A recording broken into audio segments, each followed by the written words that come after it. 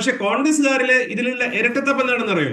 പഞ്ചായത്തിന്റെയും പഞ്ചായത്ത് മെമ്പറുടെയും ഭാഗത്തു നിന്നുണ്ടായ വീഴ്ച, അവരുടെ ഉത്തരവാദിത്വം ചെയ്യുന്നതിനുള്ള വീഴ്ചയെ സ്വാഭാവികമായി കാണുകയും KSEBയുടെ പക്ഷത്തുനിന്നുണ്ടാകുന്ന വീഴ്ച, KSEBയെ സംബന്ധിച്ചിടത്തോളം ഒറ്റ കാര്യമേ ഉള്ളൂ, വൈദ്യുതി മോഷ്ടിക്കുന്നു എന്നുള്ള ഒരു കാര്യം മാത്രമേ ഉള്ളൂ.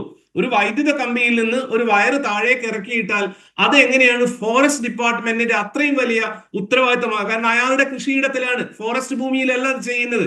ഈ രണ്ട് ഫോൾട്ടും ഈ രണ്ട് മിസ്റ്റേക്സും വലിയ കൊലപാതകമായിട്ട് പ്രസന്റ് ചെയ്യുകയും ചെയ്യുന്നിടത്താണ് കോൺഗ്രസിന്റെ ഇരട്ടത്താപ്പ് എന്നുള്ളത്, മൃഗങ്ങളെ പോലും നാണിപ്പിക്കുന്ന ഇരട്ടത്താപ്പ് എന്നുള്ളത്.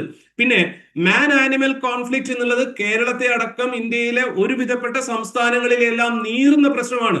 കേരളത്തിലെ 50-ലധികം പഞ്ചായത്തുകളിലെ മനുഷ്യന്മാരുടെ കൃഷിയും ജീവനും ഒക്കെ അതിഭീതിതമായി മാറ്റിക്കഴിഞ്ഞിട്ടുള്ള ഒരു പ്രശ്നമാണ് മാൻ ആനിമൽ കോൺഫ്ലിക്റ്റ്. അതിന് കുറെ റീസൺസ് ഉണ്ട്. പക്ഷെ ഒരു കാര്യമുണ്ട്, ഇതിൽ ആര് മുഖ്യമന്ത്രി ആയിരുന്നാലും, അത് പിണറായി വിജയൻ ആയിരുന്നാലും, ഇനി നാളെ PV അൻവർ ആയിരുന്നാലും, VD സതീശൻ ആയിരുന്നാലും, സംസ്ഥാനത്തിന് ഇതിന് വലിയ പരിമിതികളുണ്ട്. ഇതൊരു പച്ചയായ യാഥാർത്ഥ്യമാണ്. ഈ യാഥാർത്ഥ്യം കോൺഗ്രസ്സുകാർ പറയില്ല എന്നാണ്.